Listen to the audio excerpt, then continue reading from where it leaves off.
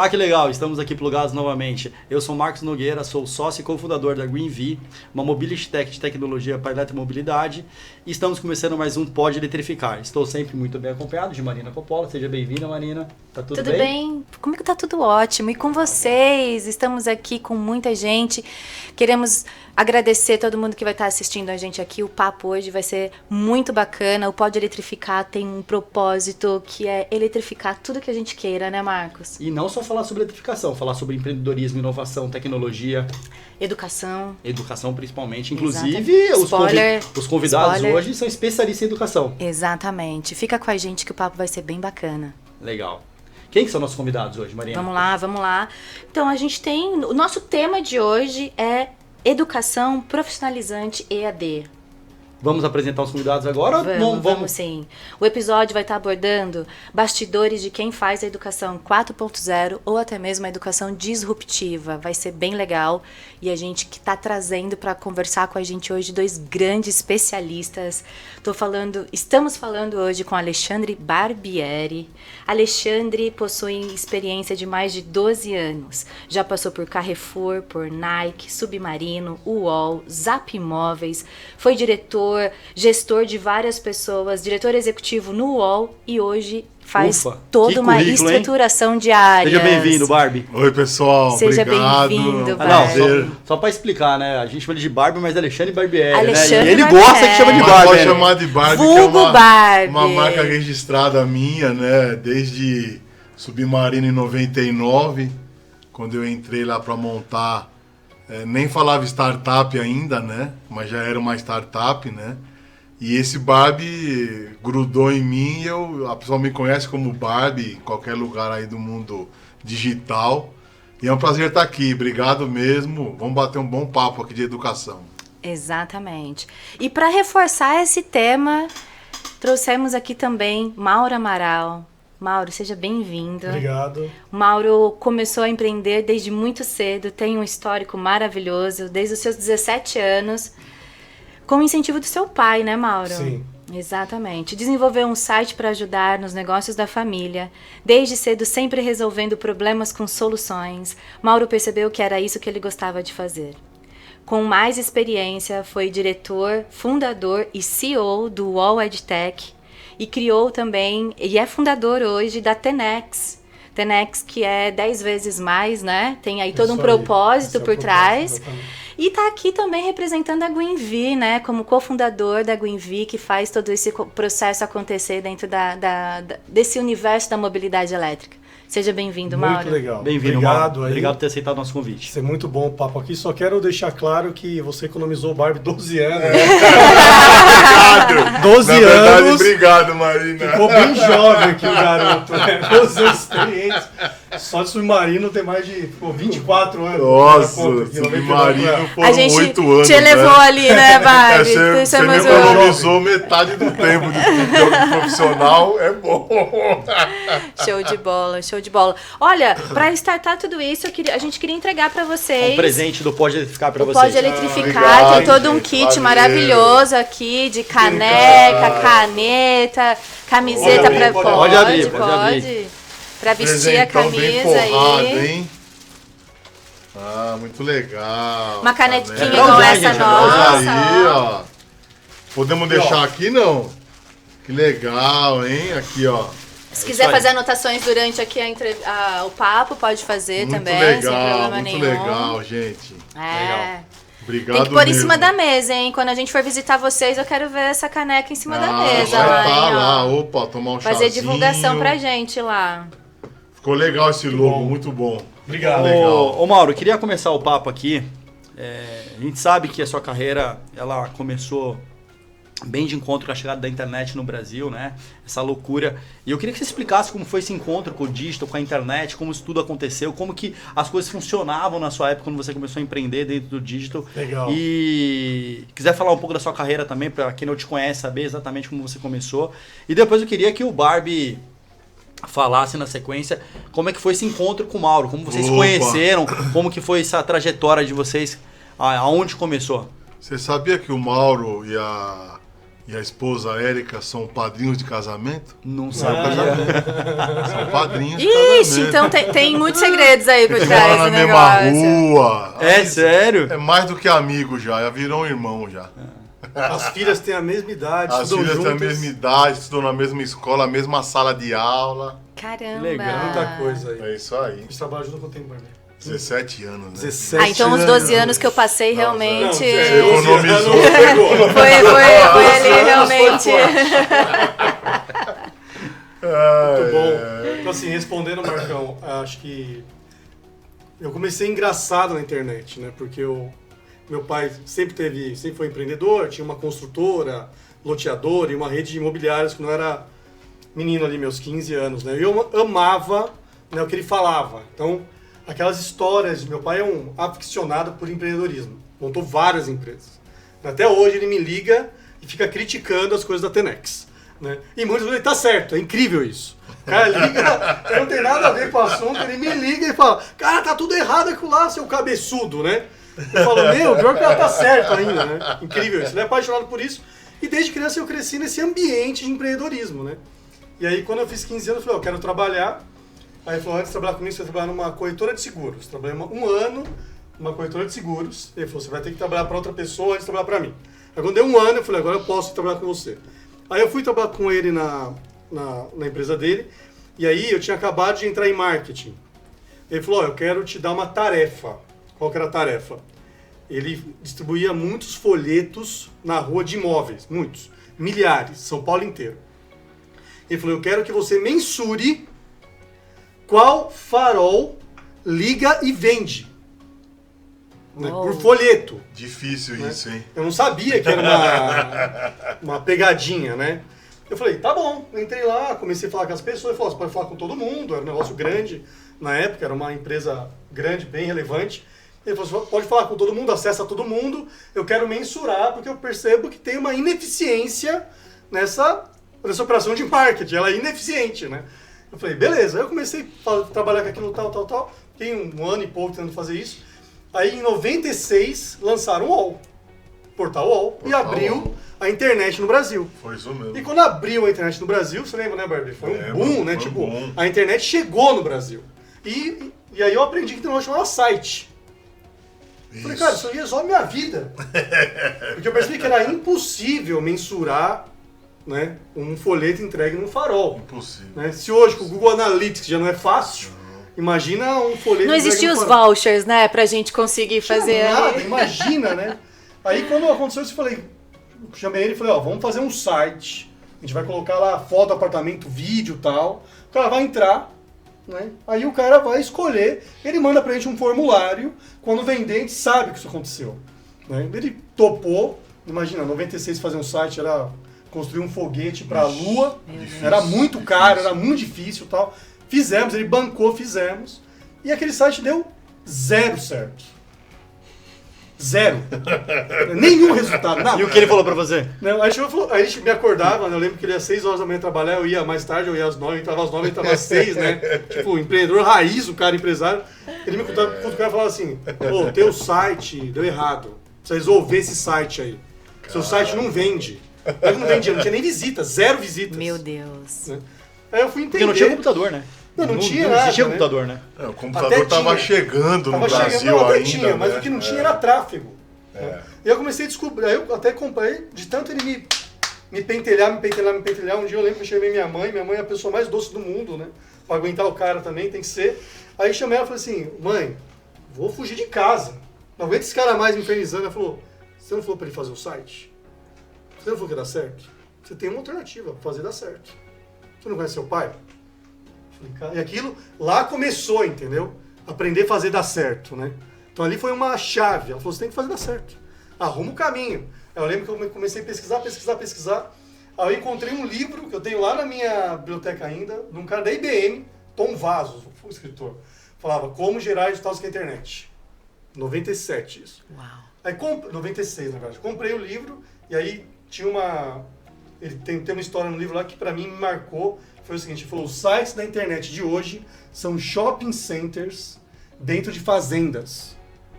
Não tem acesso nenhum, não tem via para as pessoas Tem acessarem. via. Só precisa gerar tráfego.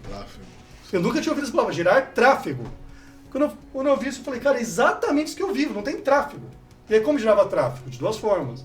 Ou você comprava tráfego no UOL e no Terra já, que logo lançou o Terra. Isso. Só que não tinha tráfego, porque era um pouquíssimo tráfego que a internet tinha na época. E vendia para as grandes marcas, como complemento de mídia. Isso. Né? Ou se ranqueava no KD.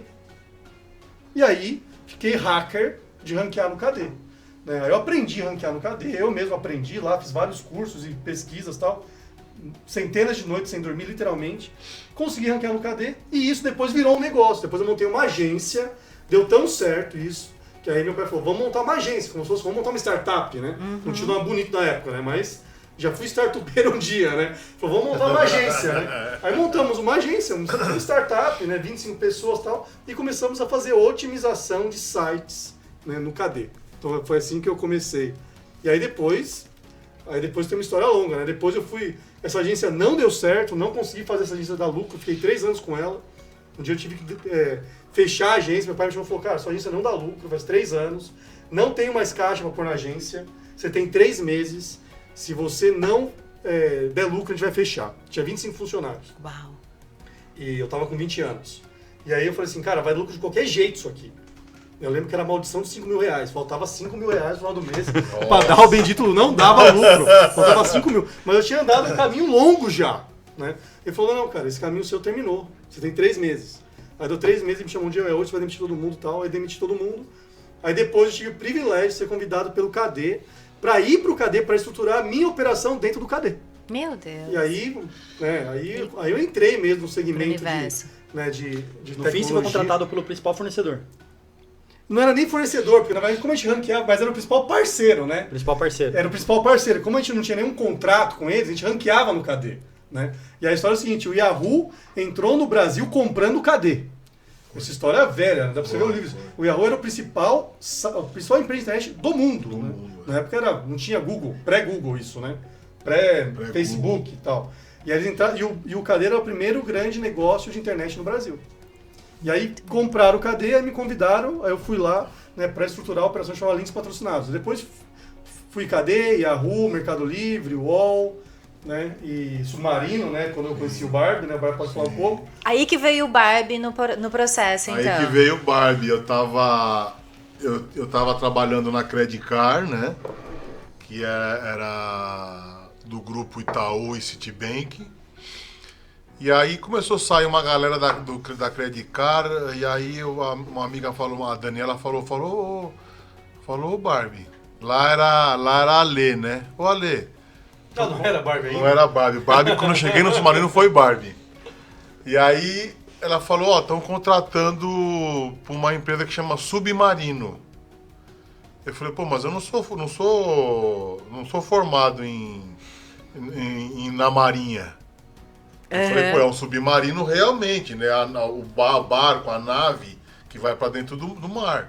Ela falou, não, é venda pela internet. Eu falei, venda pela internet? Tinha acabado de chegar a internet, né? Isso em 99, o UOL já estava 3 anos rodando, vendendo o modem com o CDzinho que você instalava na sua máquina e tal, né? Primórdio. Quem lembra disso? Nossa Banda de Senhora. escada. Então você ligava de manhã para acessar à tarde a internet, né? E aí eu mandei o currículo, e aí fui numa entrevista lá, e aí o pessoal gostou de mim. E aí a gerente na época, a Valéria, falou, ô Barbie. Aí eu falei, Barbie, né? Ela falou, não é Barbieri? Eu falei, Barbieri. Vamos chamar você de Barbie, pode ser? Pode, vai, tudo bem. Eu não sou, né, diferente da Barbie, né? Não sou alto, nem loiro, nem olho verde, nada. E aí ela falou, cara, você quer trabalhar que horas? Aí eu falei, como assim que horas? Ela falou, porque eu tenho 4 turnos de 6 horas no atendimento a clientes. Eu falei, cara, eu não sou casado, morava com meus pais, não tinha gato. Eu falei, vou trabalhar da meia-noite às 6. Meu Deus. E aguentei 3 meses lá. Nesse horário. Porque aí eu tava invertendo a manhã, né? Dormia o dia inteiro pra trabalhar na madrugada. Aí cheguei no coordenador meu, Ivan, falei, Ivan, cara, quando der alguma vaga aí em outra hora, você me muda, porque eu não vou aguentar mais. Aí deu uma semana, vagou, das 18 às 24. Eu falei, opa, Já Horário melhorou. bom, melhorou, né? E aí ocorreu essa mudança, e aí como a empresa estava borbulhando, né? Começando a crescer, muitos funcionários, né? Tinha uma sede na Rua do Rócio e tal, depois veio para Barra Funda, eu comecei a me mostrar nas outras áreas, das 18 às 24, o Barbie. E eu olhava muito para dentro do site. Imagina, naquela época o site não tinha informação nenhuma. Então, para cada um pedido no site, tinha uma ligação no call center. Então era um risco. Porque quanto mais eu crescia a venda, mais eu ia ter contato no call center. Então chegou um momento que tinha dois andares de um prédio da Telefutura só de submarino. E aí chegou um grande mestre meu, que depois virou amigo, Peter Furukawa, vindo da McKinsey, falou: Barbie, é o seguinte, você tem um objetivo aqui. Você precisa reduzir esse percentual de contatos por pedido feito. Eu falei: tá bom. Então você vai me dar uma carta branca, porque eu vou ter que meter a mão no gerente. E na época eu era analista. E aí não subia nada pro site sem eu aprovar. Eu tinha que aprovar tudo. A campanha, o e-mail que era disparado, a subida de uma geladeira pro site, para ver se tinha todas as informações. Porque online você ia perguntar para quem, né? Naquela época ainda não Quanto tinha mais chat, completo, não tinha, te ajudava do gente, outro lado. não tinha né? chat, não tinha WhatsApp, não tinha Facebook, não tinha nem Google. Google chegou em 2002, 2003 no Brasil. 2004, eu acho. 2004. E aí eu 2003, passei 2004. passei a ser o chato da galera, mas eu também era um cara bacana. Então eu mostrava pra todo mundo que, pô, se você não me ajudar, não vai subir teu produto. Se não subir o produto, você não vende. Se você não vende, você é incompetente. E aí a turma falou: pô, é verdade, o Barbie tem razão. Então aí colocava-se a voltagem do aparelho eletrônico, colocava-se as faixas da música do CD, e aí foi começando. Cara, em um ano... As medidas para poder passar na porta, Isso, para não voltar para tudo trás. que a gente fez uma coisa que na época ninguém tinha, a gente começou a fazer o acompanhamento do pedido. Porque na época todo mundo era curioso, né? Pô, vou comprar um CD aqui de R$20 para ver se eu recebo. Se não receber, eu perdi R$20 só. Só que o CD chegava no outro dia. Embaladinho, bonitinho, caixinha de submarino. O negócio começou a virar febre mesmo, né? E chegava mesmo. E aí reduziu muito o contato. Tanto é que depois de um ano a gente passou o horário a ser só 2 turnos, das 9 às 15, das 15 às 21. E foi um grande sucesso. E aí... Na época, o Peter estava saindo do submarino, estava andando o nosso querido amigo André Shinohara, que foi o nosso mestre também, um amigão nosso. Falou: pô, Barbie, eu quero você no marketing para me ajudar a fazer a comunicação agora do site para o marketing. E aí eu fui. E aí, isso foi em 2003. 2006, chegou meu amigo Mauro Amaral. Tinha saído a gerente nossa do marketing, né? E estava mudando da Barra Funda para Osasco, e para ela ia ficar inviável. E aí, um dia eu falei: ô Chino, cadê o gerente nosso, cara? Cadê o capitão nosso aí? Vai chegar um cara do Mercado Livre. Só eu sabia quem ia chegar. Ninguém mais sabia. E aí chegou o Mauro Amaral, no Submarino, em 2006. Ficou o quê? 2 meses na Barra Funda, e depois fomos para Osasco, né? Um baita de um lugar. A empresa cresceu muito, né? O CD cabia 2 caminhões na doca, em Osasco cabia 30. Então o negócio começou a pegar realmente uma força gigante, né? E o Submarino virou business case para todos os Sim, e-commerce que aí, apareciam todos. Todo mundo queria Foi- ver e-commerce foi era o uma- Submarino. Era verdade. Foi excelente, né? Era, como é que a gente falava, Barbie? Era o único e maior pure play de Pure e-commerce. play, pure Que era play. o único e-commerce que tinha nascido e-commerce naquela época. Isso. Todos os outros eram...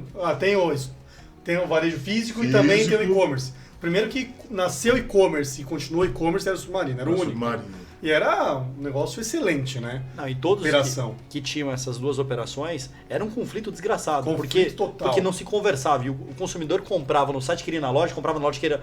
era uma loucura, né? Então, assim, o Submarino não tinha esse problema. Era 100% online, né? Por isso que ele virou business case de praticamente todos os e-commerce que surgiam depois. 100% Não, e esse conflito aí, esses dias eu estava conversando com uma pessoa sobre esse conflito da loja. A gente estava conversando, né? Do online, do Esses online. dias, da loja com online.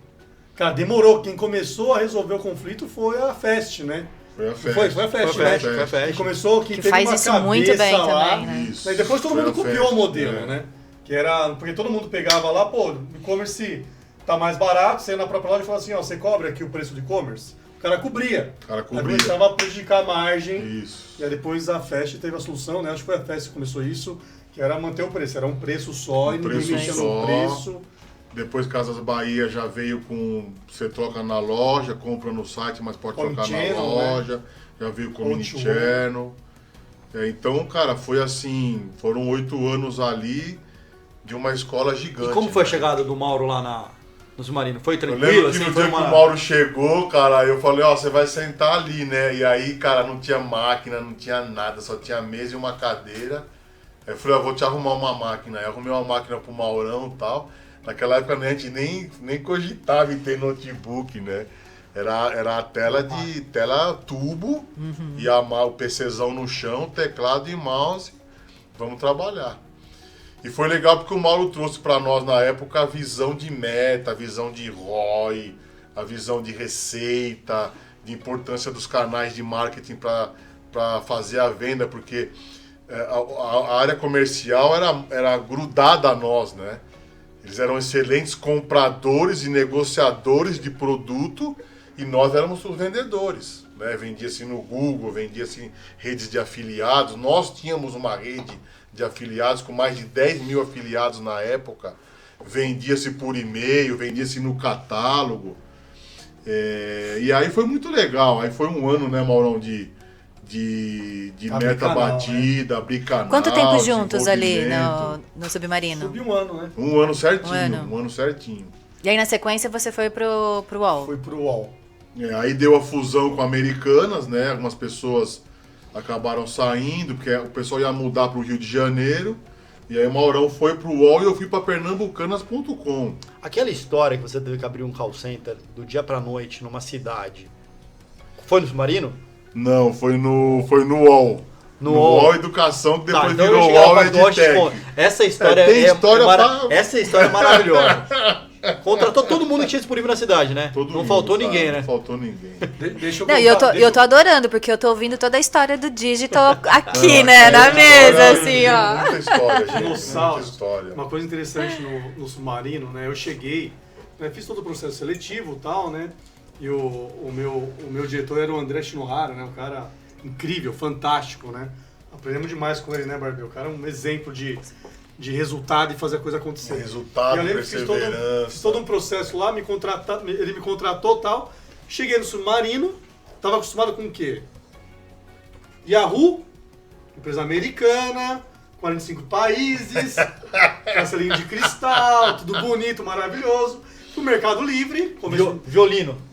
Tudo acontecia. Tudo acontecia. Depois eu fui pro Mercado Livre, não era tão requintado quanto Yahoo, era bem mais simples na operação, mas uma operação na Vila Olímpia, estruturada, escritório, né, bonito, né, uma empresa já global, estava em 13 países, né, tinha mais ou menos uns 10 funcionários do Brasil no Mercado Livre quando a gente entrou lá. Aí quando eu fui no Submarino, né, tava com essa cabeça, eu cheguei no Submarino no RH, lá cheguei no RH e falei, como é que chama? Cris Craveiro. Querida também. Um abraço, Cris. A Cris falou assim pra mim, ô Mauro, é o seguinte, o Shinohara tá viajando fora do Brasil, mas você pode ir lá, tá? Aí ia mudar, né? Ia mudar, Ele falou, ia tá tendo mudar. umas mudanças e tal, mas você pode, eu não vou conseguir te levar agora lá, porque tá muita coisa acontecendo hoje. Você vai, pega uma escada, vai lá no final, é o marketing. Não foi nem te levar. Não, agora eu falei, Foi só aí, foi só como aí. assim? Ela falou, não, Só vai. pode ir lá. Tá dado o Você caminho. vai achar, pode é lá no ir. final, lá tá o seu time. Imagina, eu tinha 24 anos de idade. Eu cheguei e falei, meu, primeiro dia, né? Eu cheguei e falei, onde é que é o marketing aqui? Onde é que é o marketing? Eu cheguei lá e falei, pessoal, o que é o marketing digital? né? O marketing online. Marketing online, marketing online. Marketing online é... Eu falei, então, eu sou o novo gerente. Todo mundo, você que é o gerente? Eu sou o novo gerente aqui. Aí o Barbie salvou. Né? Não, vem cá, como é que você chama mesmo? Mauro. Ô, Mauro, vem cá, eu sou o Barbie, já vou te ajudar e tal. Eu falei, Barbie, onde é que eu vou sentar? Não tinha onde sentar. Nossa. Eu já vi essa história em algum lugar, viu? Ele falou, não, então, isso é tão interessante. Ele falou assim, não tem onde sentar. Vamos arrumar um lugar pra sentar e tal. Aí o Barbie deu um jeito, pegou uma mesa na frente do call center. Na porta do call center, tinha que fazer assim, cara. ó.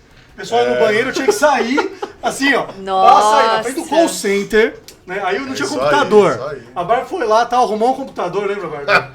Aí depois eu fiquei instalado. Demorou, acho que uns 20 dias, né? Pro Shinohara voltar. Depois de 20 dias eu cheguei, falei, pô, Shinohara, eu cheguei pra trás, você não tava aqui? Ele falou assim, boa sorte, queridão. O cargo é Boa teu, sorte. se Ele vira falou, aí. Ele falou, pera lá, eu te contratei pra fazer algo que você sabe, não que eu sei. Você precisa de mim, vai lá e faz, né? Eu acho interessante porque hoje a pessoa quer tudo tão, né? É verdade. Perfeito, maravilhoso, mastigado e tal. Essa não é a realidade de construção de negócio digital. Nada. Né? Nem no Brasil, nem no mundo, né? Então assim, a gente perde essa essência. E essa essência faz o negócio dar certo, né? Tanto que aquilo traz um pertencimento, né? Sim. Depois daquilo, você tá no jogo, o negócio é verdade. seu, você abraça aquela causa. Não vou falar que é pra todo mundo, né? Mas vou falar que todo mundo que passou ali, né? Nessas empresas no começo, né? Você pega Mercado Livre, você pega Submarino, você pega os e-commerce todos, Sim, né, Barbie? sim. O UOL no começo, vê essa liderança, onde eles estão hoje. Só o CEO, o CFO, o COO, os principais representantes do Brasil. Sim. É verdade. Mas começaram Essa desse jeito, escola, né, ela é muito importante, né? Essa escola está espalhada hoje, né? Em todas as empresas digitais hoje, os cabeças são do Submarino. E como foi esse encontro seu com a educação, Mauro? Como que você se apaixonou pela educação, Então, pelo EAD? Então, eu não gosto do EAD, tá? A gente não fala EAD, a gente fala de educação digital. Educação digital. Então eu tenho preconceito com a palavra EAD. Vou explicar Olha por que quê. legal. Né, a palavra EAD é ruim, né? Até porque EAD vem de ensino à distância mesmo, que era aquelas apostilas. Né, ali foi inventado o EAD, que era uma educação à Telecurso distância. 2000. Até antes, lembra o Instituto Universal Brasileiro? Sim, sim. Tentei comprar no Edtech. Instituto Universal Brasileiro, né? Acabamos não conseguindo fazer a transação. Sim. Mas é uma história de Brasil, né? Então o EAD nasceu disso, né? Lá na Europa, as pessoas não conseguiam se deslocar para a escola e criaram as apostilas. Né? Mandava a apostila, a pessoa estudava, depois chegava uma prova, Isso. ela tinha um dia para fazer a prova e devolver a prova no correio, Isso se ela aí. não tinha nota, e aí depois... Por isso que era a distância, né? E uma coisa que a educação digital trouxe é a proximidade, né? Você tá muito mais próximo E olha do seu que professor. Olha que oportunidade a gente está tendo aqui de Isso aí. explicar a diferença de É EAD verdade. para educação digital, porque É todo verdade. mundo acha que é a mesma coisa. Então. E são mundos completamente diferentes, né? Completamente. Tanto que assim, eu sou um dos algozes desse termo EAD. A gente nunca usou EAD. Desde 2011, Nunca quando a gente usou. começou, que era, cara, primórdios EAD, né? 2011. Né, quando eu vi esse termo, eu falei, cara, esse termo não representa o que a gente faz. Porque não é a distância, pelo contrário, a tecnologia aproxima as pessoas. Não, e tem muita universidade de educação digital que usa o nome EAD. Exatamente. A maioria, né? É que Acredito o nome a EAD, maioria. aí tem uma. Aí assim, por exemplo, na Laureate, a gente usava o nome EAD por conta de uma questão estratégica de tráfego. Porque tem muito tráfego nessa palavra. Isso. Tá? Mas você tem que educar o aluno. E também assim, vamos ser bem realistas, muita universidade faz EAD ainda. A diferença é que em vez de ser apostila, virou PDF online. Isso. Né? E você não ensina nada daquilo, né? Que foi, acho que, a nossa principal contribuição ao EAD no Brasil foi isso. Né? Mostrar que, cara, a tecnologia consegue ensinar com qualidade. Às vezes muito mais do que na sala de aula, né? Muito mais. Ah, e tem uma história que eu quero que você conte aqui, Mauro, que é a da PUC-RS. Acho que é um case, assim, que Com mudou certeza. a educação digital no Brasil. Com certeza. Acho que um case Existe- marcante aí. Existia uma educação digital no Brasil antes da PUC-RS e pós Perfeito. PUC-RS. Então, Marina, fica Super aqui, case. é uma obrigação nossa falar sobre esse tema, sobre PUC-RS. Acho que realmente foi uma trajetória incrível, essa transformação Acho que é um dos maiores cases, né, que eu fiz. Assim, eu tive alguns cases relevantes de educação. Não sei se você pode falar dos Posso bastidores, falar, de como posso. foi difícil, né, esse Falar, projeto. acho assim, é interessante que quebrou um paradigma ali, né? Acho que esse programa da PUC, né, quebrou um paradigma, né? E para quem não sabe, né, a PUC-RS é a educação digital do UOL EdTech, né? Exatamente. Né? Porque... Quem montou toda essa metodologia, essa proposta, né, foi o UOL EdTech, e aí a gente trouxe a PUC como parceiro estratégico, né? E aí unimos força e criamos, né, a PUC Rio Grande do Sul, né, a PUC Online Rio Grande do Sul, que é um grande case, depois a UOL levou para outras instituições, né, mas eu fui um dos mentores que escreveu essa estratégia, né, para fazer uma disrupção baseada nisso, né? Sim. Então, mas você começou pelo EdTech, você foi fundador dela também. Fundador. Então a educação veio até você nessa essência sua e vou resgatar um pouquinho para ele chegar talvez na PUC, né? Então, como que aconteceu a EdTech, que eu acho que é também um big de um case, que te levou... E o Barbie também participou, né? E só para complementar, eu acredito que isso fala muito sobre empreendedorismo e modelagem de negócio, que é um dos temas que é muito importante que a gente pode trazer para cá também, que é essa articulação das coisas, que eu acho que está incrivelmente no DNA de vocês e é importante para as pessoas terem essa percepção, sabe? Pode chamar a gente de novo, que é outro assunto, outro podcast. Acho que dá um V2 aí, né, mano? Na verdade, no UOL, nós não fomos apresentados para a educação online. Nós que trouxemos a educação online para o UOL. Exatamente. Né? Então a gente começou, fazia lançamentos mensais de produtos novos do UOL, produtos digitais, né? Então antivírus, assistência técnica, backup online, games online. E aí o Mauro começou a falar, pô, Barbie, eu acho que a gente podia estudar sobre um mercado novo que está aparecendo lá fora e aqui no Brasil. Pode ser que a gente seja um dos primeiros aí, que é fazer a educação online. E aí, Maurão, continua que você foi o estudioso mais aí. Então, assim, qual que era o nosso papel no UOL, né? A gente encontrava negócios digitais, onde tinha total sinergia com o UOL, e a gente criava essa máquina operacional, né? Trazia um parceiro estratégico que a gente chamava de... Era a matéria-prima, que era o software, mas toda a camada de serviço, entrega, vendas, a gente fazia. Então, era uma unidade de negócio chamada portfólio de produtos. Então, quando eu saí do Submarino para ir para o UOL, fui para montar essa área. Essa área ficou gigantesca. Quando chegou, não tinha nenhum cliente, nenhum produto. A gente lançou em 5 anos 88 produtos digitais, totalmente inovadores. Então, quando a gente fala hoje, nós lançamos games, parece óbvio. Na época não tinha game online. Não existia. Não tinha mesmo. Então, nós lançamos antivírus. Não tinha antivírus online. Não. Né? Helpdesk, não tinha. Então, era inovação radical no mundo. Né? Tinham poucas iniciativas fora e a gente trouxe no mundo no modelo que explodiu. Né? Quem mais distribuiu o produto digital no UOL em volume foi no Brasil foi o UOL, antes de todo mundo e milhares e milhares de assinantes. Né? Então essa foi o primeiro movimento. E qual que era o nosso papel? Encontrar oportunidade de negócio. Né? Isso. Então eu sempre estava procurando oportunidade de negócio. E aí eu fiz um curso, e eu nunca fui muito bom de estudo, né? Essa era a minha deficiência. Né? Então, desde moleque, né, eu fiquei de recuperação na primeira série até a 8ª série, com todas. Eu era muito bom criativo, esportes e tal, mas eu não ia muito bom. Aí eu fui fazer um MBA no INSPER. Né? Isso aqui é uma coisa interessante. Eu fui fazer um MBA no INSPER, cheguei lá, né, o cara falou, Mauro, né, o reitor lá, ele falou...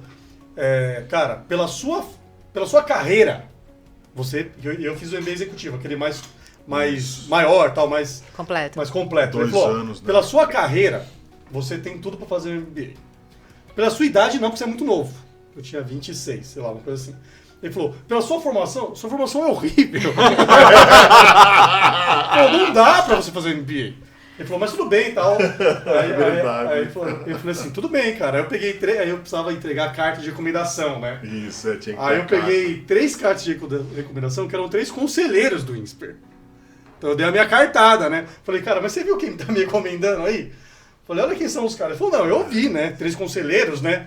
Ele falou, então, ele falou assim, mas é o seguinte, você vai ter que fazer uma prova prova para ser aceito aqui. Era estatística avançada, tá? Um negócio cabeludo, 4 provas, perdão.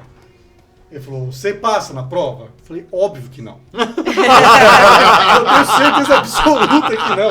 Eu tenho certeza, cara. Ele falou, então tem uma outra alternativa.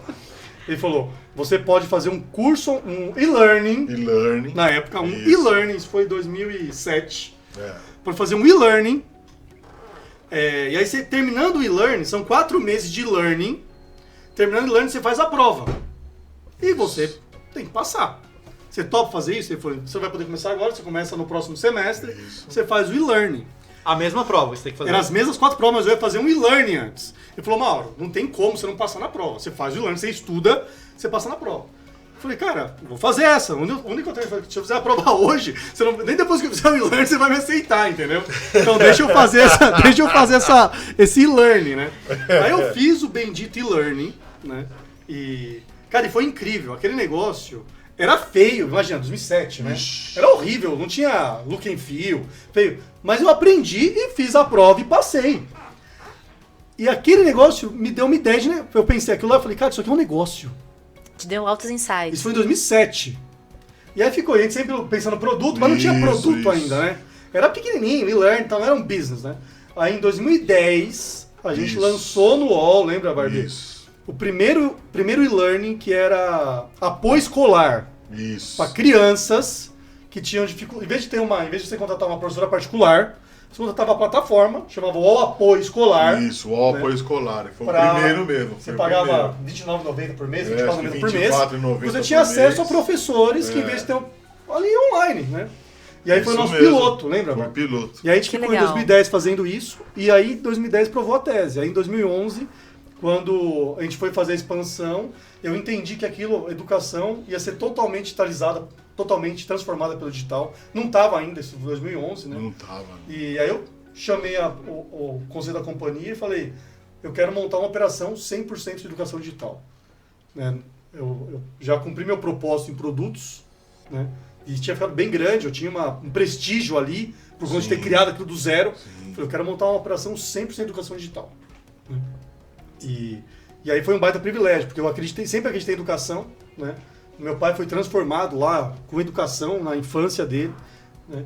E aí o e-learning, eu falei, cara, esse negócio do e-learning funciona lá com o INSPER. Isso. E aí, baseado nisso, a gente realmente fez um plano bem robusto, estratégico, em 2011, aprovamos no final de 11 e implementamos em 12. Dá pra falar o número que vocês aprovaram ou não pode falar? Não pode falar. Não É dá pra confidencial. falar. Mas é uma cifra que hoje é super relevante. Né? Acho que poucos cases do Brasil levantaram a cifra que a gente levantou naquela época para fazer essa transação. Adquirimos 14 principais empresas de plataforma educacional no Brasil. Ciatec, Portal Educação, Cresça Brasil, Caso do Concurseiro, Web Aula. Web Aula. Aquele do Rio Grande do Sul também era Caso do Concurseiro. Casa do né? Concurseiro. No Rio de Janeiro tinha uma... Nossa, esqueci o nome dessa, como é que chama? Nossa, também esqueci. Faz tempo, meu. Tinha uma de concurso do Rio. Compramos 14. Portal Educação. Portal Educação. De Mato Grosso. Guilherme. Do Guilherme. E do Ricardo, né? E do André. Cara, do Rio de Janeiro, cara, não era casa, era outro nome, cara. E aí a PUC... Concurso virtual. Concurso virtual, aê! Concurso virtual. E aí montamos essa operação, né? A Maior empresa de educação digital da América Latina, uma das maiores do mundo. Tive o privilégio de ser o fundador da empresa, eu era o responsável ali, estatutário, presidente do conselho, fiquei 7 anos como CEO.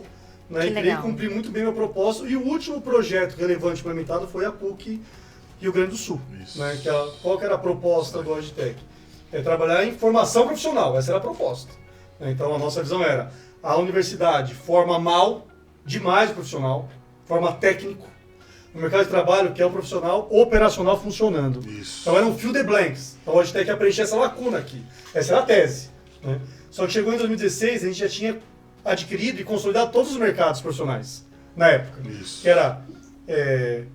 saúde, línguas, concurso, preparatório e tal. E a gente falou, a gente tem que ir agora para a educação regulada. Só que a gente não queria montar uma faculdade, não fazia sentido, por uma cabeça de escala. Né? Eu falei, se eu montar uma faculdade, eu vou montar uma faculdade. Tem 2.300 faculdades no Brasil. Eu falei, como é que eu consigo montar um modelo operacional para trazer 2.000 para o meu modelo? E a gente criou um programa, né, que A gente chamou primeiro de Universidade UOL. E precisava de uma universidade com prestígio também, né? Universidade UOL. A Universidade UOL não decolou, lembra, Mabê? Foi em 2000 e pouquinho. Depois a gente mudou e a gente criou um nome que, não, esse nome depois foi dado, não foi eu que dei, chamava OPM, que é Open Program Management, que é uma operação inteira online, né? Mas a tese, né? Então eu escrevi, né? Essa ideia, né? Já, lógico, o meu time ali, né? Então teve a participação muito do Guilherme, né? O cabeça foi o Edgar Abreu, escreveu esse negócio, né? Qual que era a ideia? Né? Provar que você conseguia entregar uma educação de altíssima qualidade, num ticket alto, que antes era EAD, tal, o bendito do EAD, né? A gente queria falar de educação digital, tanto que a gente lançou PUC Online, não era PUC EAD. Né? E aí foi aquele modelo super disruptivo onde a gente trouxe todos os profissionais de mercado, né? Eram todos os famosos de mercado.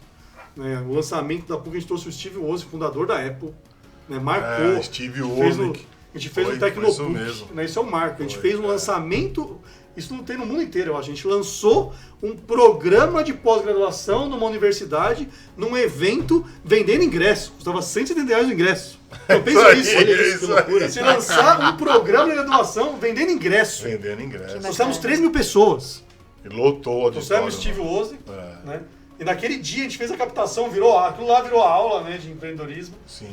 E aí a PUC explodiu, né? Chegamos a ter 50 mil alunos. Eu sou filha da PUC. Sou filha da que PUC. legal. Você é PUC também? Online também e o modelo é fantástico, porque assim, Mauro, eu não me via mais em uma sala de aula, não consigo me ver mais em uma sala de aula. Essa era a tese.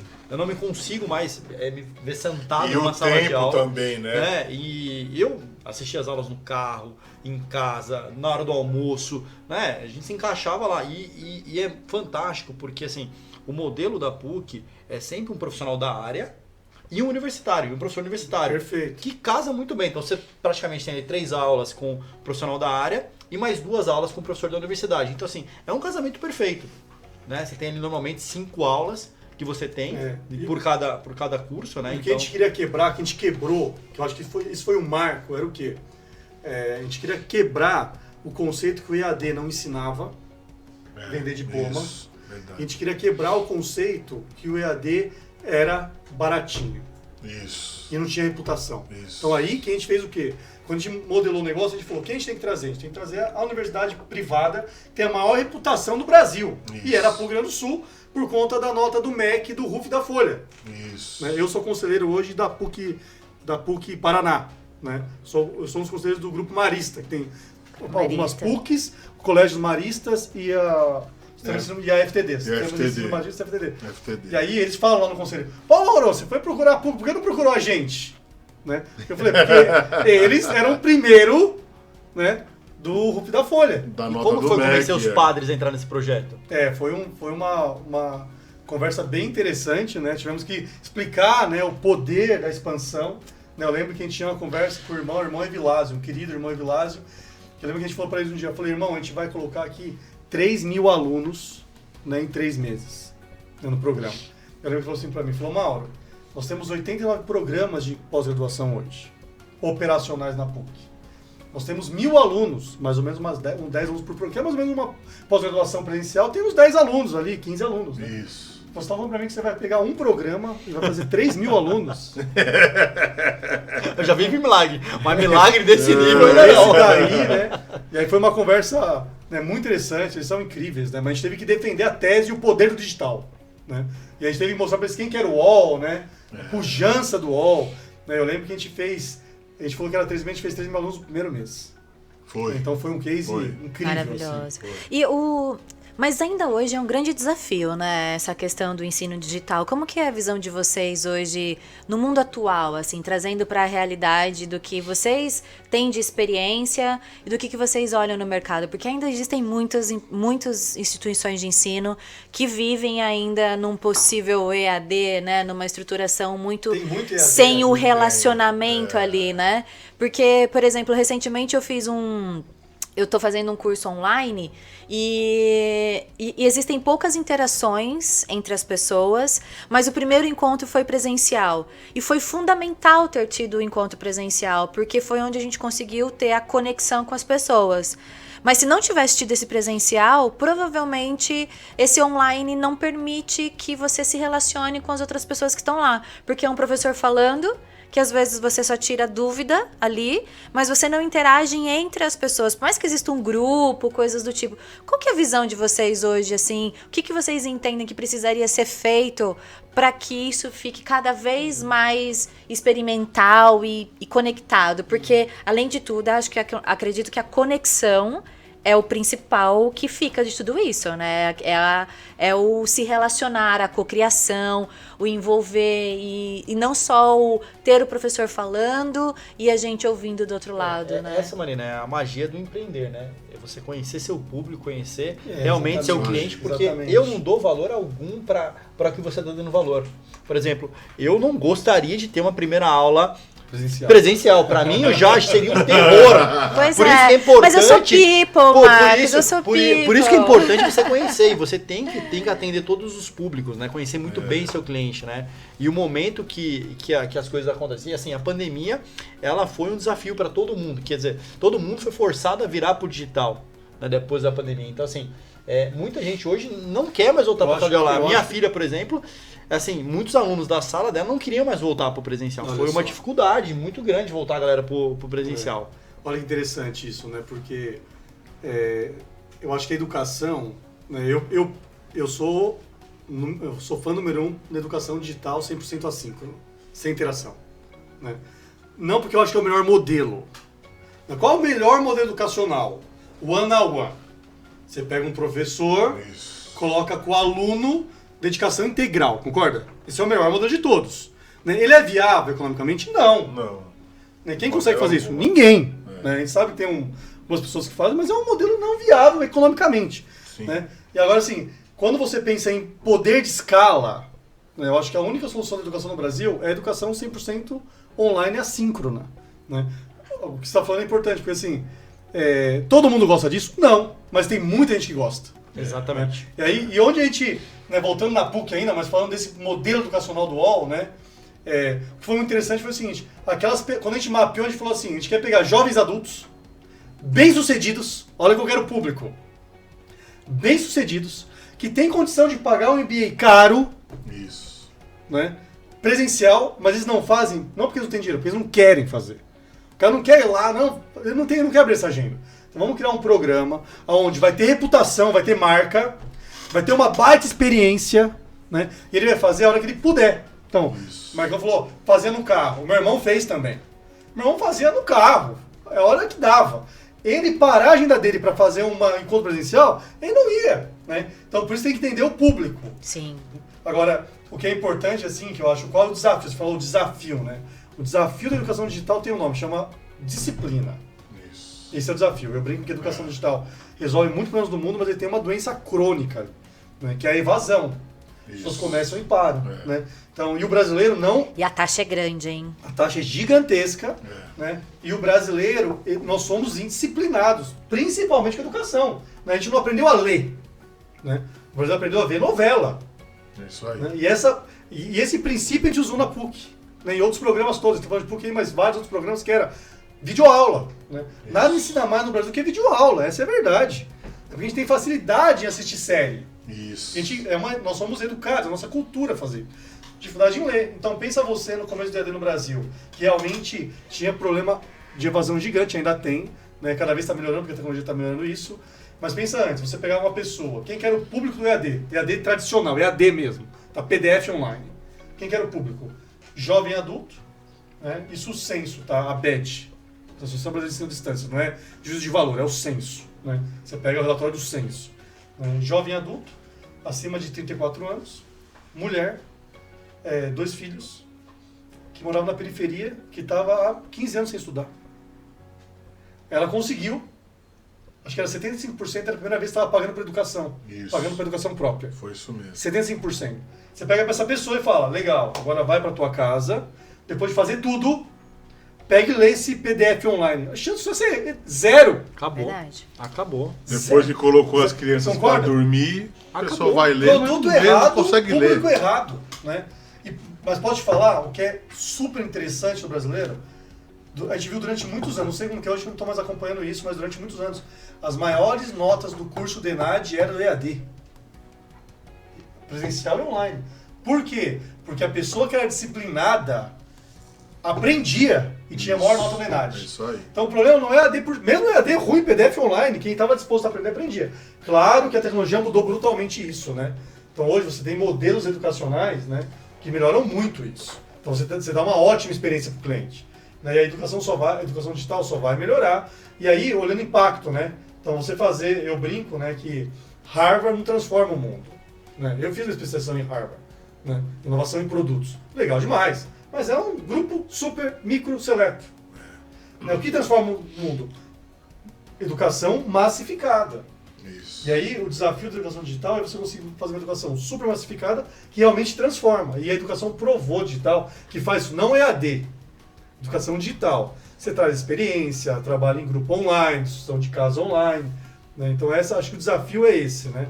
É como você usa... E hoje tem várias ferramentas, né, que estão sendo lançadas, né, para melhorar isso. Uma das ferramentas que a gente a gente é um sócio, chama Scale Up, né, que é uma ferramenta super interessante. A Tenex é sócia da Scale Up, né, a gente é um parceiro financeiro estratégico deles, que é exatamente para isso, para reduzir a evasão. Isso. Né? Então aquele aluno que tem dificuldade, aquela semana ele não conseguiu assistir, ele estava com dificuldade, a agenda muito ruim e tal, na sexta-feira vai receber uma cápsula. Tipo, assiste o que é importante para você em 5 minutos. Cara, 5 minutos você consegue. Então, uma inteligência artificial voltada para a educação para reduzir a evasão. Então, acho que esse é o desafio, né? Bacana, bacana. E hoje, esse desafio hoje, trazendo também, né, que temos vivenciado muito o home office, principalmente. Antigamente ele existia, tal, mas as empresas ainda tinham uma certa resistência. Sim. E aí vem a pandemia e mostra aí que o negócio pegou para muitos lugares e a gente vem sofrendo demais com as pessoas que já querem ser contratadas. Tem home office? Tem home office no processo? Vou fazer quantos dias de home office? Como que vocês linkam aí esse ensino? Essa pergunta aqui Não, a gente só aceita se for home office. Tem essa galera também. Mas também foi o desafio também das universidades também montar um modelo híbrido, né? Hoje eu vejo algumas pessoas que estão na universidade, sim. Eu não acredito que tenha curso hoje 100% presencial, né? Eu acho que não tem mais. Porque acho que o aluno novo não aceita mais 100%. A geração nova, né? E a gente... Talvez alguns cursos, né? Medicina, odontologia, alguns cursos aí que tenha muita vivência da prática, né? É mais pro final, né? Acho que na parte da introdução no prático ali, né? É mais pro... Exato. Bom, então já que é um pouco cabeluda, eu vou pegar o teoria e o prático. Não, vai responder. Vai fugir não vai... Vai falar primeiro. A gente não arrega não, pô. Aí tem conversado muito, né, lá na Tenex sobre esse tema, né? E eu acho que a minha opinião é que isso, graças a Deus, as empresas abriram o olho e estão trazendo o pessoal para dentro das empresas de volta. Porque gerou-se um conforto muito grande, estou em casa, existe, lógico, pô, eu não perco tempo no transporte, né, eu posso dormir mais um pouquinho e tal, mas isso gerou nas pessoas um conforto muito grande. Que para uma startup, por exemplo, esse conforto é prejudicial, né? Eu moro, lembra, Submarino, a gente chegava às 7 da manhã e não tinha hora para ir embora. E não porque era obrigado a ficar, não, porque gostava e queria construir um negócio grandioso, né? E o home office começou a encolher isso, a tirar isso da galera, né?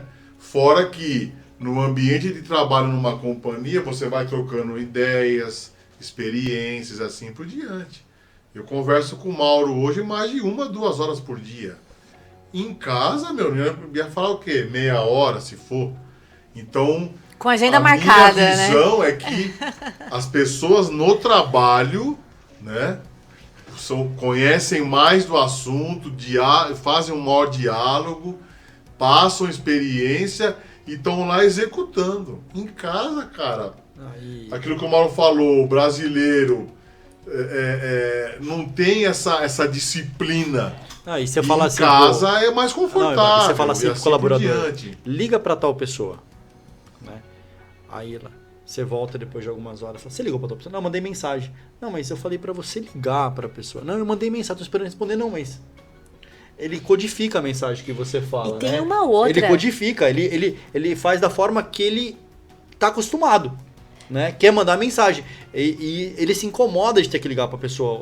O novo profissional hoje que tá chegando no mercado. Ele acha que é errado ligar pra uma pessoa. Não, e ele tem não uma compreende que é outra normal. que a gente às vezes passa. Fala com fulano. Nossa, ele tá home office hoje. Mas qual que é o problema, Ele tá de gente? folga, Ele tá de folga. O cara não tá impedido de falar, né? Mas é isso, acho que... Essa é boa, Marina, é verdade, acontece bem também. Viu? Ele tá de home office. Tá, mas... E aí? E aí? Eu tava vendo uma reportagem incomodar.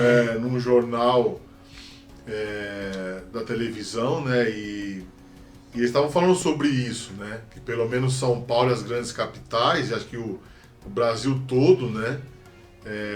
Realmente está voltando as pessoas do trabalho, né? Porque para o crescimento do país, da empresa, como o Mauro comenta lá, sentado na cadeira, suando, ralando, conversando, resolvendo problemas. Mas isso não tem um pouco de mindset também, não? Eu acho assim, o que eu acho? Minha opinião, depende do que você espera para sua vida. Acho que é isso. Né? Então a gente, né, nós estamos incluídos num ecossistema, desde que a gente nasceu, né, vida profissional, de super crescimento. Né? Então quando você está num lugar de super crescimento, é como se fosse um médico intervencionista. Né? Imagina uma UTI de maternidade. Você tem os bebezinhos lá. Isso aí. Né? É médico intervencionista, é o tempo inteiro cuidando de gente de cima. Né? Então, assim, se você está numa operação grande, estruturada, parruda, você tem um papel, né? Você faz parte de um sistema, estou falando aqui para empreendedores. Né? Cara, o home office pode ser que funcione para você. Sim. Né? Meu irmão é um bom exemplo. Meu irmão trabalha no fundo de investimento da Quinéia, do Itaú. Ele acho que trabalha 99% dele em home office e funciona para ele. Quando precisa, ele vai para a estrutura dele e tal. Mas é uma operação robusta. Né? Quando você fez uma startup, Greenvee, né? Você pega a Tenex, nossos cases, compre sua peça, Dotlib, né? O Bookplay, são operações de altíssimo crescimento. De alta performance. De alta performance. Né? Esse lugar, eu tenho seríssimas críticas ao home office. Né? Por quê? Tudo, né, eu acho assim, eu devo ter aprendido, se separar na minha carreira, mentoria que eu tive e o que eu aprendi quando eu estava ligado em reuniões, devo ter aprendido 99% ligado em reunião, cara, ouvido ligado, o Barbo discutindo aqui com o diretor, tá, eu tô aqui prestando atenção, cara, isso faz muito sentido. Entendeu? E mentoria, vem cá, vou te mentorear. Eu tive isso pouquíssimas vezes, para não falar que nunca tive. Tá? Até porque você não tem paciência, né? Para não ser injusto aí. Mas assim, a gente aprende aonde? No dia a dia. Né? E o home office vira... Eu sou crítico ao home office, eu não gosto do home office, não funcionou para mim. Né? E assim, no dia a dia você aprende, você desenvolve, você cresce. Sim. Né? O home office como que é? Eu fiquei na pandemia em home office, né? Fiquei 2 meses, quase morri. Fiz uma reunião técnica, é assim, agenda técnica. Você não discute as coisas. E quando você tem um bebê, uma empresa que é um bebê, né? Eu tô falando para empreendedores, você precisa usar o melhor. Porque qual que é a coisa mais difícil que tem nos negócios? Criar empresas, essa é a minha leitura. Criar, escalar empresas e fazer empresas darem lucro. É tão complexo isso. Né? Que você fala, você falou muito bem, vamos incomodar a pessoa que está em home office. Como assim? É a piada do dia. Aí você pega os grandes cases de internet, como começou o Google, Facebook, o UOL, Submarino, todos. Era 20, o Mercado Livre. Eu estava no mercado uma vez, os caras me proibiram de ficar até 9 horas da noite. Eu tive que assinar um documento para poder ficar até mais tarde. Eu chegava às 8 e saía às 11 horas da noite todo dia. E saía porque era obrigado a ir embora, porque eu não queria ir embora. Né? Então, essas empresas cresceram. Né? Tanto que uma preocupação que eu tenho grande é dessa nova safra de startups. Isso. Né? Qual vai ser os lucros, os frutos? Né? Será que a gente vai ter grandes startups nessa nova economia, nesse modelo? Né? Porque não vou falar que as pessoas não são disciplinadas, mas, cara, disciplina no home office é difícil, né? É mais complicado difícil mesmo. E qual é a grande história que essa turma vai contar, né? Como a gente está conversando aqui faz um tempo já, as grandes histórias das empresas. Em casa você não vai conseguir contar, né? Você comentou o dia lá que precisávamos contratar pessoas para vender cursos online. A gente tinha comprado uma empresa no interior de Minas Gerais. Alfenas. E aí eu combinei com a Letícia, que era do RH nosso do UOL, no Auditec, falei, Letícia, é o seguinte, eu quebrei as paredes lá e aí realmente eu acompanhei a reforma, a abertura do lugar mesmo, era uma garagem na casa, a garagem virou um lugar para 100 pessoas fazendo televendas de curso online, né? E aí a gente colocou na rádio, na cidade, carro de som no meio da rua, no jornal, nas revistas, panfleto na rua. E aí começamos a fazer a entrevista do povo que queria trabalhar com a gente num dia de manhã. Chegou 11 da manhã, subiu um polícia da cidade militar, falou, quem é o responsável aqui? Falei, eu. Ele falou, prazer, meu nome, esqueci o nome dele agora, meu nome é Alexandre. Ele falou, o que está acontecendo aqui? Eu falei, são entrevistas de pessoas para trabalhar no UOL Educação. Ele falou, você não consegue fazer outro dia? Eu falei, por quê? Porque parou a cidade. Eu falei, como parou? O prédio era num lugar que era no centro da cidade, na praça, que era gigantesca, e as pessoas vinham de carro, Vai explicar, né? A gente chama ele de Barbie, mas... Enfim... Isso é uma forma disruptiva de fazer, né? Essa é uma grande história. Contratamos 100 pessoas naquele dia, tinha mais de 1000 pessoas, por isso que parou a cidade, e trouxemos 100 pessoas em um dia para fazer o trabalho, né? Que legal. Então acabamos 8 horas da noite, ele falou, eu não aguento mais, eu falei, também não, vamos pro hotel, depois comer uma bela de uma pizza e vamos dormir, que amanhã tem mais trabalho para fazer. Então essa é uma história legal. Quem está em home office vai contar o quê, Marcão? E conseguiu contratar no final das contas. Sim, 100 pessoas. Tinha mais de 1000. Por isso que parou o trânsito, parou a cidade. O nego não conseguia sair do prédio, não conseguia entrar na loja, parou. Que era uma fila gigantesca para subir Não, no e prédio. você contou, né? Que agora você deu uma resumida na história, né? Mas você contratou carro de som, você panfletou, você fez um inferno na cidade. Não, e ele não contou que o cara indicou o filho dele pra entrar no... Você causou na cidade, você fez um inferno lá, né? Filho meu aqui, não, pode trazer o cara. Passa o nome Vamos entrevistar dele, o cara. Vamos resolver Entrevistar isso. o cara, pô. Se o cara for bom, por que não? Claro. E aconteceu. Show de Isso bola, show de bola. Trazendo um pouquinho da mobilidade elétrica, né? Porque o nosso tema é, a gente eletrifica tudo aqui, né, gente? Opa. Lembrando disso. Marcos, como que foi para vocês, Mauro e até mesmo o Barbie envolvido nisso, trazer a educação para a mobilidade elétrica? Que isso também é um start grande. Com certeza. Né? Muito legal. Na verdade, quando a gente conversou com o Mauro pela primeira vez, a gente até conta isso no nosso documentário, né? Uhum. O Mauro, ele realmente, o que encantou os olhos dele foi transformação, foi educação. Né? Ele gostava do assunto mobilidade, sempre acreditou em mobilidade elétrica, sabe que isso vai acontecer, isso já está acontecendo, cada vez vai acontecer mais, mas o que realmente assim, chamou a atenção do Mauro foi realmente a educação digital. Foi quando a gente... O problema mais, Mauro, a gente tem uma oportunidade aqui também. Além de tudo isso que a gente está mostrando para você, tem também uma oportunidade aqui incrível da gente mostrar para o mercado, precisa ensinar para o mercado tudo isso que a gente está fazendo. E aí o Mauro entrou realmente com tudo, entrou de cabeça no nosso projeto e foi a educação mesmo. Ele pode contar... Para falar a verdade, Mauro, eu acho que eles, já chegaram com o nome educação aí para você, viu, meu? Não, foi a grande isca. Verdade. Assim, eu trabalhei com o Júnior, né? no UOL, a gente trabalhou junto no UOL. Isso. Né? O Júnior estava na história do UOL também, Ah, né? sim. Ela trabalhou junto com a gente, 2006, né? 2007, A gente não era do mesmo time, mas eram de áreas relacionadas, né? Isso. Então, e aí o Júnior veio, primeiro eu conheci o Júnior, depois, né, eu conheci o Marcos já na Greenvee, né, na AZ, na verdade. E aí quando explicaram pra mim da tese e tal, eu falei, cara, mas é meio confuso isso aí, não tô entendendo muito bem, né? E aí o Júnior sabia da história, né, do Logitech, claro, tinha acompanhado, né, o Marcos, depois o Júnior contou pro Marcos. Agora ele falou, Mauro, e vai ter que ensinar todo mundo. Aí eu falei, cara, tem uma grande oportunidade aqui, tanto de negócio, nós somos empresários, empreendedores, né, a gente olha a oportunidade de negócio, mas a gente olha a oportunidade de negócio que tem impacto, né? A gente está muito focado em propósito, sempre tivemos, né?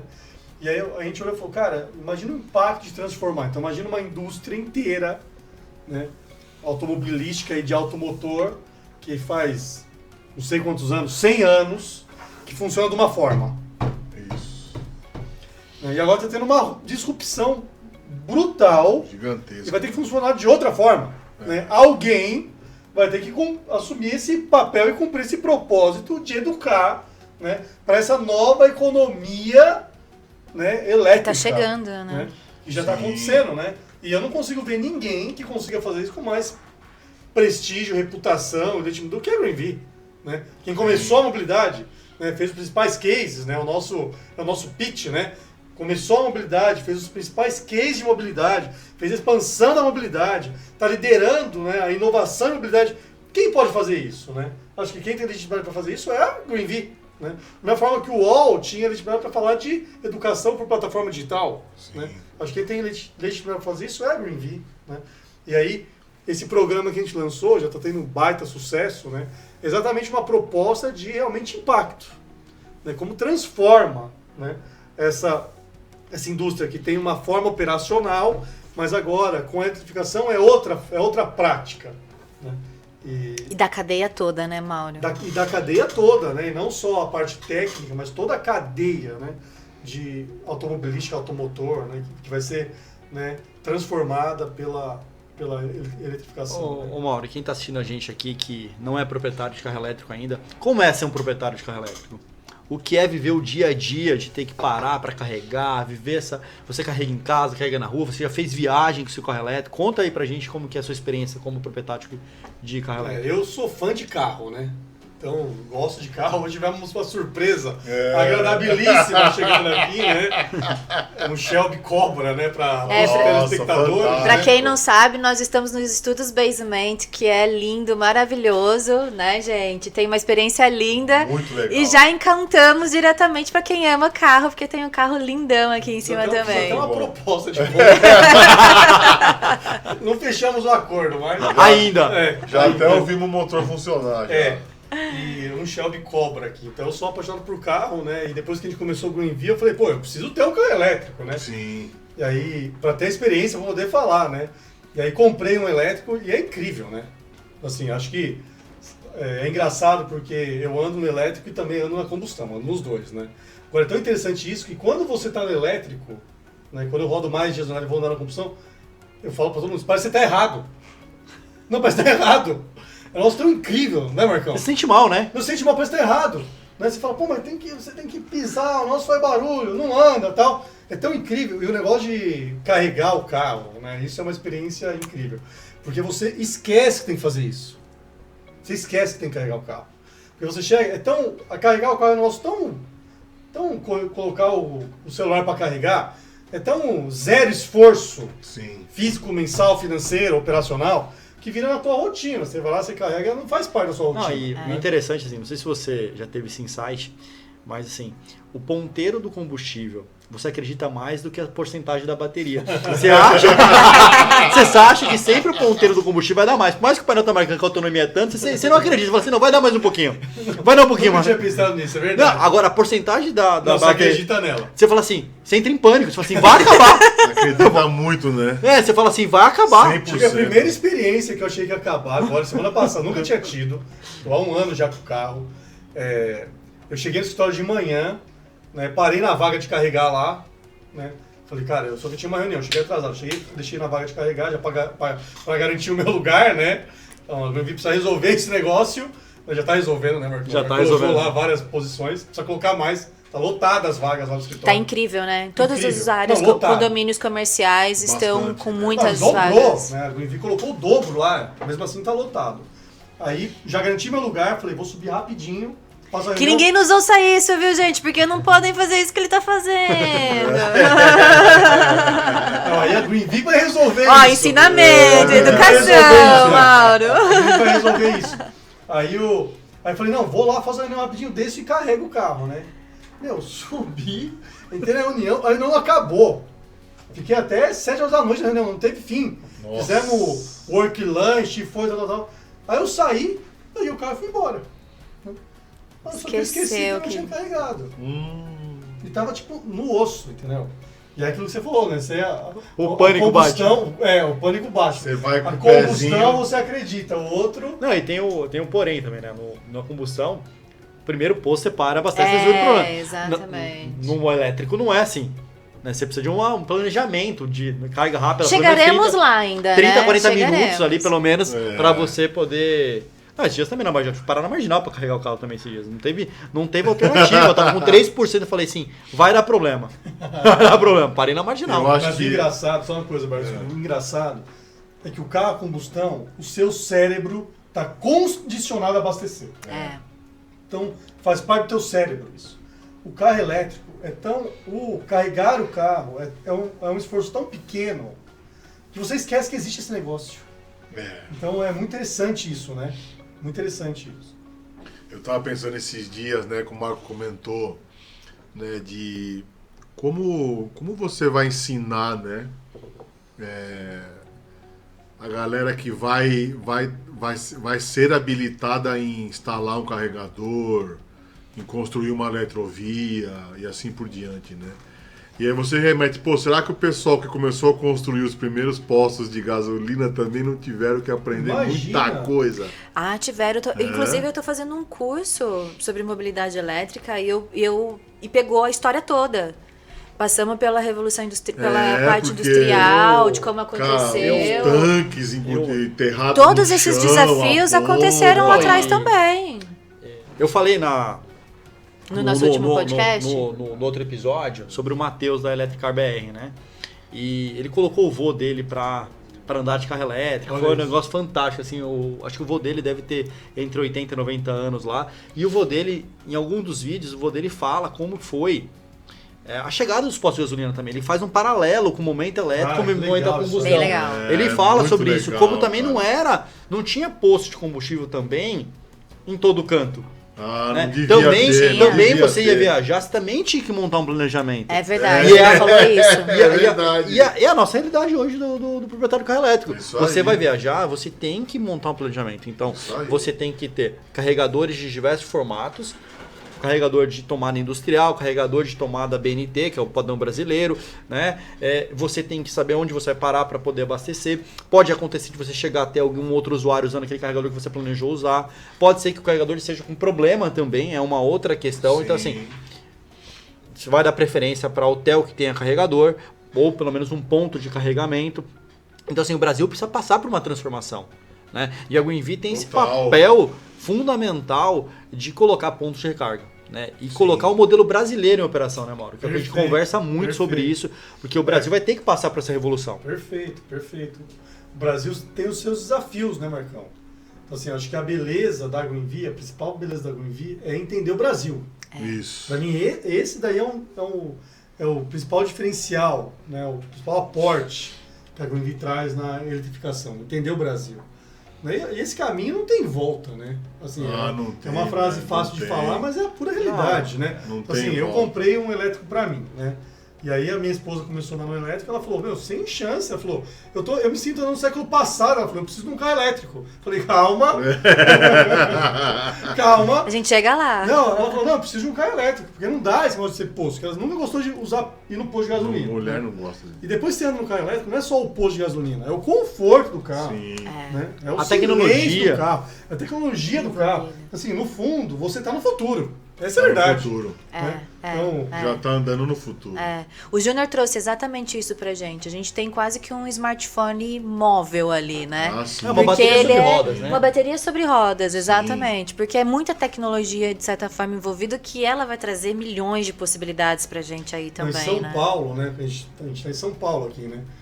O trânsito de São Paulo é incrível a diferença do elétrico. Quando você pega trânsito, aquele trânsito que não anda, tal, cara, é um benefício brutal de qualidade de vida. Né? Porque você cansa muito menos. Né? Não tem barulho, né? Você não tem esforço para conduzir o carro, né? Então não tem como. Acho que, claro, tem um desafio das viagens, né? Acho que sempre você tem a viagem, sempre você tem que fazer a sua rota, tal, mas hoje, né? Pensando hoje, para cidades, né? É zero problema, né? É verdade. É zero problema. Né? Não, e é uma viagem gostosa, uma viagem com emoção, né? É uma viagem milimetricamente calculada, né?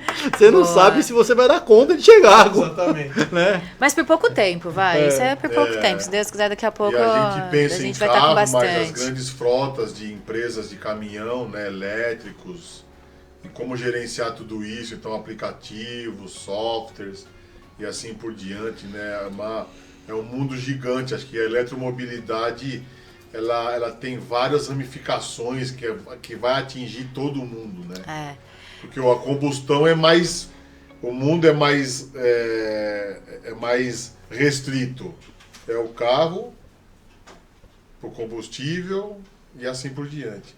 A eletromobilidade, a gente já sabe que o carro consegue ser a bateria, o gerador de uma casa, né? É legal, se você tem um carro elétrico e sua casa acabou a luz, você liga o carro na energia da esse casa. é um e a modelo casa que ainda não é acende. regulamentado no Brasil, né? Alguns países da Europa já têm esse modelo, até por uma questão de bandeira tarifária, Sim. que é uma coisa que vai chegar no Brasil, Sim. né? Já está para começar a bandeira tarifária, que você vai ter diferentes tarifas para horários distintos, né? Então, quando você tem esse modelo de você ter o seu carro com um gerador de energia, vai ser muito importante para você também pagar uma conta de energia mais barata. Sim, né? sim. E eficiência energética. Energética, Lógico, né? Isso aí. Agora, o mais legal disso tudo, né, pra gente aqui, né, é participar dessa história. Isso. Imagina, Isso é muito lá, legal. chegar pros né? netinhos lá, igual o avô do cara falou, né? Não, eu vi chegar lá, carregador no Brasil. Não tinha carregador de carro elétrico. Era... Não, vocês não acreditam. Eu sento pra tomar café da manhã com meu sogro que ama carro e ele fala: e aí, qual que é a nova hoje do carro elétrico? O que você vai me ensinar hoje? Olha aí. Fantástico. Cara, eu chego na Gwenvi com altas ideias, tipo, vários insights, questionamentos que ele me faz, eu não sei responder ainda, eu já chego lá anotando um monte de coisa assim, ó. Incrível, Marcos, é incrível. Ele me pergunta várias coisas. E a gente tem esse papel, né? A gente teve um evento no Dia das Crianças do ano passado, que foi fantástico, que é ir numa escola, né, falar sobre mobilidade elétrica para as crianças, né? E o Mauro que tem filho, o Barbie tem filho. Sim. Não sei se vocês já conversaram com isso com os filhos de vocês. Provavelmente as filhas do Mauro já se interessam muito. O que elas falam sobre carro elétrico, Mauro? O que é a visão Não, delas? pra elas o carro elétrico é um sucesso, né? Sempre, É o orgulho às vezes já, vem um carro né? bonito, elas É falam. o que elas vão andar, Elas né? veem um carro bonito e falam: papai, esse carro é elétrico. Esse carro É diferente elétrico, né? Não é É. assim? Não, é elétrico e tal, né? Porque, tipo, o carro do futuro, né? É o que é diferente, é o que é legal, né? Eu falo: não, esse aí não é elétrico. Elas: não, então tá bom. Olha, que papo gostoso. A gente passou sobre tudo aqui, sobre empreendedorismo, sobre educação digital, Sim. sobre mobilidade elétrica. Adorei o papo com vocês. Eu queria deixar esses últimos momentos aqui do nosso papo pro Mauro e pro Barbie, deixar as considerações finais, conversar com a gente, que eu não sei o que vocês querem colocar aqui no final, a Marina também, né? A gente já tá aqui há mais de 1h20 aqui já. A gente batendo não tinha papo. dúvida que isso ia passar de uma hora, né, Marcos? A gente não tem- tinha dúvida com disso. certeza. Não tenho dúvida que a gente vai precisar de uma V2 aqui, né? Pra gente poder colocar o papo em dia. Marina, é contigo aí, fazer as considerações finais. Vocês querem falar alguma coisa aqui de considerações finais? Gostaria de passar alguma Parecendo um debate, mensagem? né? podcast, Ah, Foi. não, mas assim, considerações finais de coisas boas, não é considerações finais Sim, de, sim. né, tipo, é só uma mensagem que a gente tá nesse momento de educação do Brasil, então ter duas pessoas tão experientes como Sim. vocês é importante a gente ter sempre A gente ouve muito, né? A gente no escritório lá na Tenex e também na Greenvee, nos outros que a gente faz, as empresas, o apoio de aceleração, e a gente brinca muito de raiz, né? Ah, o cara ali é raiz, o cara ali é raiz, não, o cara ali é Nutella, o cara... Então eu acho que, de recado pra galera, né, eu queria falar muito que tente ser um raiz, né? Porque são histórias, essas histórias que você vai poder contar pro seu filho, pro seu neto e assim por diante, né? Acho que isso enche de orgulho, né? A gente fez grandes coisas em grandes empresas, né? Eu, o Mauro e a Greenvee também tá fazendo muito agora. E são histórias maravilhosas que as pessoas ouvem, cara, você não fez isso. Não, eu fiz isso. Eu fui entregar um presente de Natal em 99 para uma criança que tinha comprado no Submarino.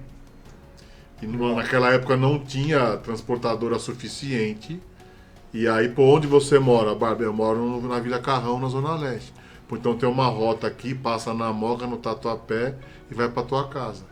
E aí eu fui entregar que o comprometimento pacote legal. No dia 23 de dezembro de 99.